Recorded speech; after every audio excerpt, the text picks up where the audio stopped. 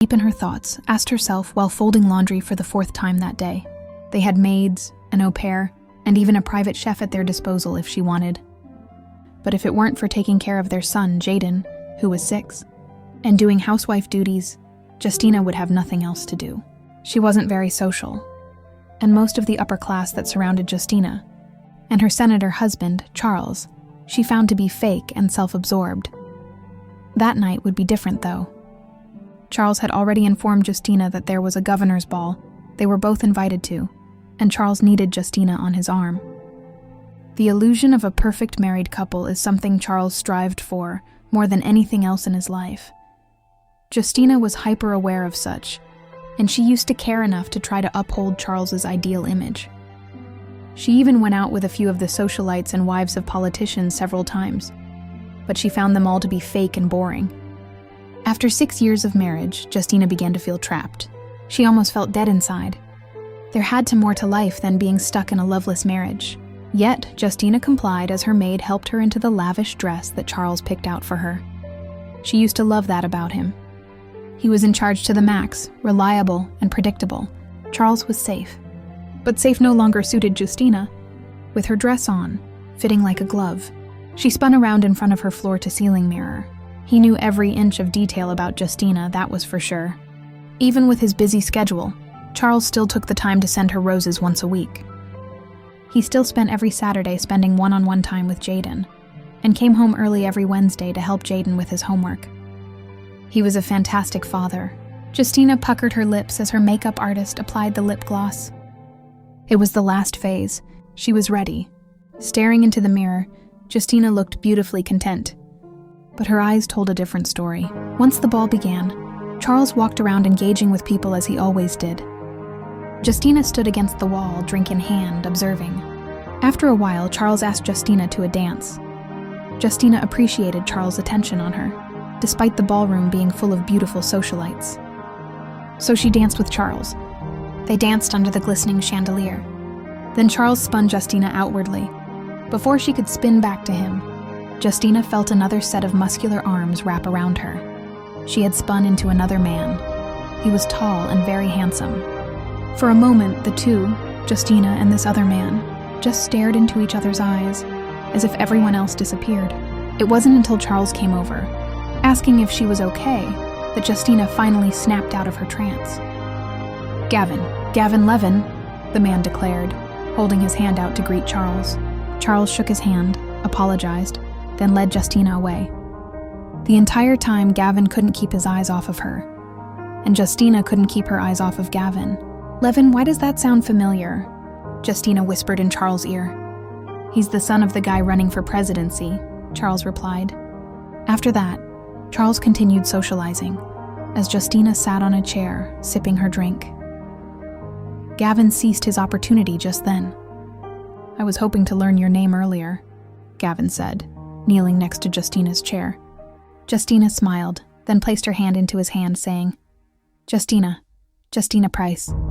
Gavin smiled, replying, "As in Charles's sister?" He was hopeful. "No, his wife," Justina retorted. Gavin suddenly looked disappointed. That should have been when he turned to leave. But there was something about Justina that he couldn't leave alone. Likewise, Justina found herself longing for Gavin's attention. Before they both knew it, they were engaged in a full conversation. Several times throughout, Gavin made Justina laugh and smile. Then he asked her to dance. Nervously, Justina scanned over the crowd, finally spotting Charles, who was still talking the mayor's ear off. "He won't even notice," she told herself. Gavin held his hand out toward Justina, a pleading look on his face. She finally reached her hand out to grab his hand. Then they were off to the dance floor. Over the next hour, Justina and Gavin had the time of their lives on the dance floor.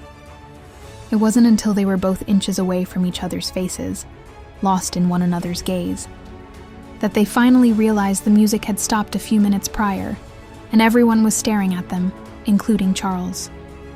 Justina pushed herself off of Gavin as her cheeks burnt red with humiliation. She was a wife. Not just a wife, but the senator's wife. Yet here she was, pressing up against the hottest man in the ballroom. Charles walked up and quickly led Justina away as if she were a child about to be scolded. Gavin looked after her, watching to make sure Charles treated her right. Once the couple were in their car, being driven home, Charles finally broke the awkward silence between them. "Did you have fun tonight?" he asked. Justina nodded.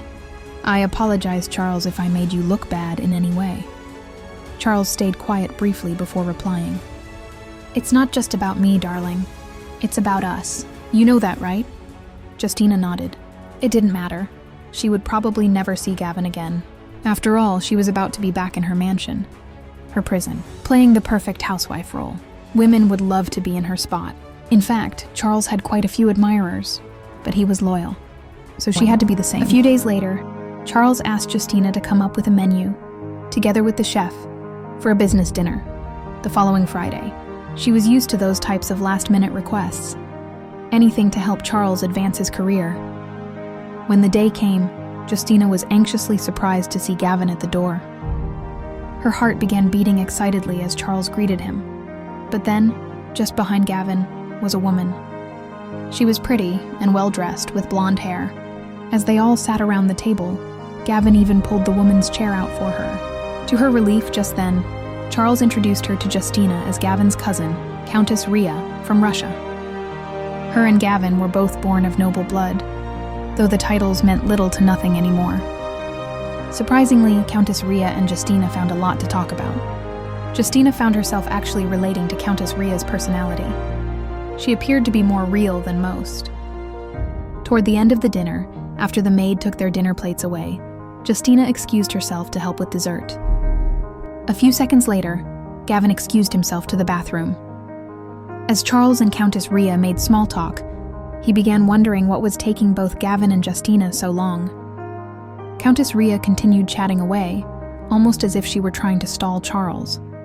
His began spinning with bad thoughts. Sweat dropped from Charles' head. He suddenly slammed his fist onto the dining room table, startling Countess Ria, who immediately stopped talking, eyes wide open. Awkwardly, Charles apologized. "I thought I saw a gnat," Charles lied. Then he excused himself, scratching his chair legs against the wooden floorboards as he pushed himself away from the table.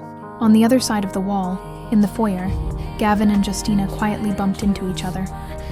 Neither of them backed up, though. They both stayed holding each other, afraid to let go. As Justina stared up into Gavin's eyes, their hands soon found each other. Justina lost her breath for a moment, as Gavin held her hands up against the wall. Their lips were inches apart, hearts racing, as they both knew that Charles was just in the other room. It didn't matter in that moment, though. It was as if each of them had internal magnets, destined to come together. Suddenly, Charles's chair scratched across the wooden floor in the dining room. He had stood up. Just feet away on the other side of the wall, Justina and Gavin clung to each other. They knew it was risky, but the fire raging inside of them both prevented either from caring if they got caught. Suddenly, they could hear Charles's footsteps on the wooden floorboards coming closer from the other room. It wasn't enough to part them. Gavin and Justina kissed passionately. On the other side of the wall, Charles gulped, afraid of what he might see. Then he slowly entered the foyer, only to see Gavin sitting in a chair and Justina lighting a candle. They had departed just in time. A second later, their secret would have been out. But for now, it remained just a suspicion. They knew it was wrong, in the eyes of society, that is. But love is an uncontrollable emotion. It can and has drove many to insanity. Did that make them selfish, for choosing love above all else? How could it be wrong when God himself is love? What does that say about those who deny love for the sake of societal norms? Or is it merely lust disguised by the devil as love? Perhaps if Charles was a mean, angry, abusive alcoholic and horrible father, it would be easier for Justina to choose love. But Charles was a good husband and an even better father. She never loved him. She only married him because he had gotten her pregnant as a teenager. It was only right to take the next steps, as far as their families were concerned. Now they were stuck in a loveless marriage. Charles didn't seem to mind. He had eventually fallen for Justina. Justina didn't reciprocate those feelings, especially after she met Gavin. After all, Gavin was the great-grandson of Kitty and Konstantin Levin. They were known for their pure and honest love, their long-lasting and godly love. But the true test of love is how long it lasts once the excitement goes away. "Did you find the restroom?" Charles asked Gavin. "Yes, someone was in there, so I waited here. Justina was kind enough to light a candle for me while I wait," Gavin lied. Charles looked at Justina, who nodded. "Is the dessert ready?" Charles asked next. "Yes, I was just going to get it," Justina said, rushing off to the kitchen. For a brief moment, Charles and Gavin stood in awkward silence. Charles felt that something was off, but he couldn't bring himself to mention it. Not yet, at least. Just then, Countess Ria came into the foyer, as if on cue to disrupt the turmoil in the air. "Dessert is out. Are we eating in here?" She smirked. Gavin and Charles followed her back into the dining room in unpleasant silence. Justina was already sitting down at the table, anxiously waiting for the rest, while freshly baked slices of apple pie sat at each of their places. Avoiding the silence in the room, Countess Ria continued chatting as if nothing had happened. Eventually, Charles chatted back to her, and Justina and Gavin soon followed. After a while, Charles excused himself, asking Gavin to follow him. Justina gulped anxiously, but Gavin gave her a confident look of assurance. Once they were out of the room, leaving Justina and Countess Ria alone, the truth came spilling out. "He really adores you, you know," Countess Ria said to Justina. "Who?" Justina asked, afraid of the answer. "My cousin. He can't get enough of you," Countess Ria replied. "But I'm married," Justina stuttered in response. Countess Ria took Justina's hand. "True love only happens once," she said. In another room, Charles's cigar room, both Charles and Gavin sat smoking. "You have a beautiful home," Gavin started. "Thank you," Charles replied. "It wouldn't be as beautiful without my wife and son, I assure you." Gavin flicked his cigar in the ashtray, thought for a moment, then said, "It depends on how happy the family inside of these walls are." Offended, Charles's face began reddening. "That is not for anyone to determine but us," Charles exclaimed. Sensing the tension, Gavin decided to play nice. "You are right about that, sport." Afterward, Justina and Charles said their goodbyes to Gavin and Countess Ria, though Gavin and Justina's hug lasted a bit longer than Charles would have liked it to last. Once the door closed, Justina immediately asked Charles what was the point of that dinner. Charles informed her that Gavin said he was interested in helping out with the campaign. But after discussing it further, they both decided it wasn't a good fit. So that was it. Justina doubted she'd ever see Gavin again. Part of her felt relief about that. Still, another part of her ached for Gavin. His touch sparked excitement in her that she hadn't felt since she was a youth. But that wouldn't be the last of Gavin after all. On a day that Charles was at his office until late, Gavin came knocking on the door. To Justina's surprise, there he stood, in her foyer, looking sexier than ever before. Justina instructed the maid to walk Jaden to his school, which was just a few blocks away. As soon as the door closed behind them, Justina and Gavin immediately came together. Passion burning between the two like a raging fire, Gavin's lips touched every part of Justina before they burst into the guest bedroom together, throwing pieces of their clothing everywhere. On their way to the bed, Justina felt an internal explosion happening, one that she couldn't stop if she tried. Gavin ran his hands over Justina's smooth skin as she grazed her hand over his muscular abs and chest. They were almost undressed now, with only a thin sheet between their lower halves. Justina knew that there was no going back after this. Adultery was not only illegal, but also a forbidden sin. Yet, through the sheet, she could feel Gavin's heat and desire. Likewise, Gavin could feel Justina's beautiful body aching for him. It was too late now. They were already in too deep. Gavin interlocked his fingers with Justina's, raising their hands above their heads.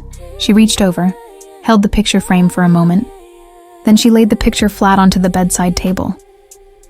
After that, Justina and Gavin became intimate. Over the next several weeks, that would turn into their routine. Soon Gavin was coming over twice a week, then every weekday. They were like an addiction to one another. Justina found herself sneaking out to meet up with Gavin. Charles began to wonder why every time he called home, suddenly Justina was out. Charles was a smart man. He knew what was happening. He was too afraid to confront Justina and Gavin for fear of being hurt. As long as he pretended not to know, he could avoid a full heartbreak. Soon, though, there would be no more avoidance. I sat on the toilet, waiting for the pregnancy test she had just taken to process. She began shaking. It didn't take long at all. Almost immediately, the test showed a positive result. Would Gavin be as good of a father as Charles? Would Charles use this to take their son, Jaden, away from her? The only person Justina felt comfortable talking to was Countess Rhea. She advised Justina to pass the baby off as Charles. She let Justina know that while Gavin seemed to truly love Justina, he didn't know how to be a family man. As Justina's belly grew, so did the rumors around Charles' inner circle of politicians and elites. Eventually, Justina got up the nerve to tell Gavin, who acted ecstatic. But closer to 8 months, she knew she had to tell Charles the truth. It was only fair. Before she could, though, Charles got up the nerve to ask Justina first. "Is that my baby you're carrying?" He nervously questioned Justina. Without hesitation, Justina shook her head, no. After digesting that affirmation, Charles asked Justina what she wanted. And by what, he meant who. Heartbreakingly, Justina said she wanted Gavin. After she gave birth to a healthy baby girl, with Gavin by her side, the only visitor they received at first was Countess Rhea.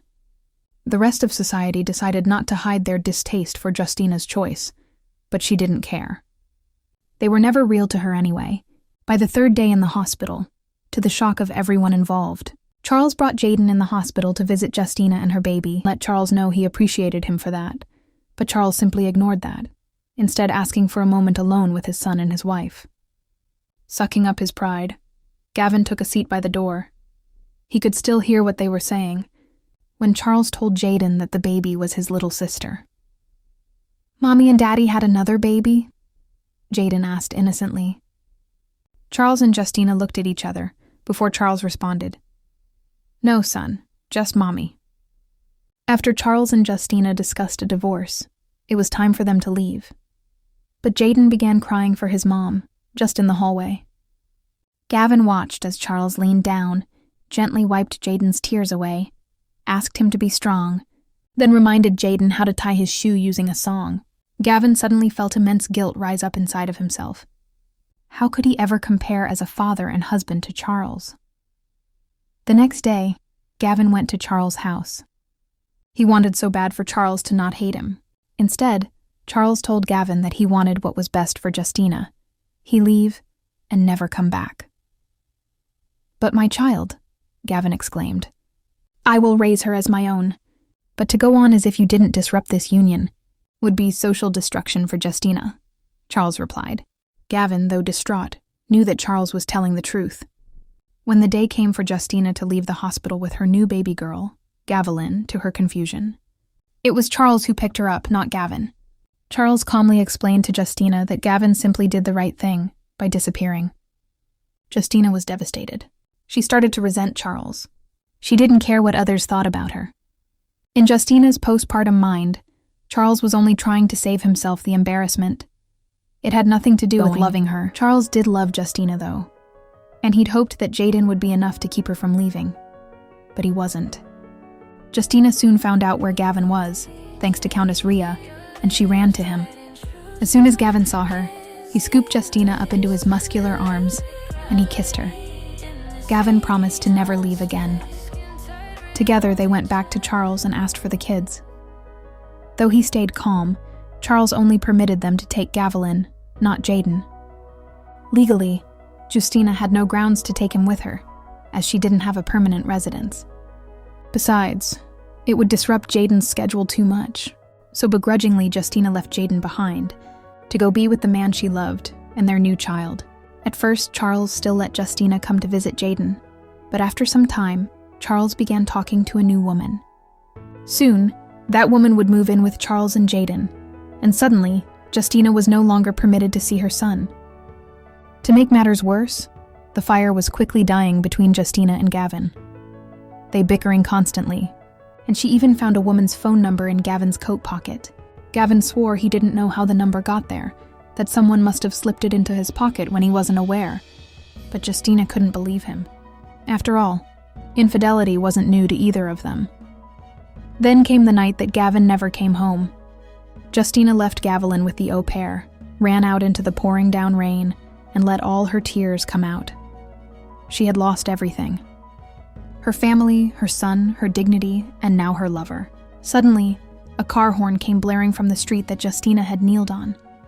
It was too late, though. The car slammed into her, and all her vision turned to blackness. Justina blinked over and over to clear her blurry vision. She was back in her bedroom, laying next to Charles, who was snoring away. It had all just been a dream. Just then, Justina was startled by a pebble hitting the window of her balcony. Cautiously, Justina opened her balcony door and looked down into her yard to see Gavin standing there. "What are you doing there?" Justina asked. "We were supposed to meet up tonight, remember?" Gavin replied. Justina remembered her dream just then. She smiled at Gavin, turned to go back inside, closed the balcony doors behind her, and laid back in her bed. Perhaps the dream version of Justina was bold enough to have a fiery affair with the very hot Gavin Levin. But in reality, she was content with her life. She might not ever have the same flame with Charles that she dreamt of with Gavin. But she definitely was in love with her son, and the way that Charles fathered their son. A year later, Charles and Justina went to get new family pictures done. This time, instead of 3, there was 4 of them. Justina and Charles welcomed a baby girl named Gaviline.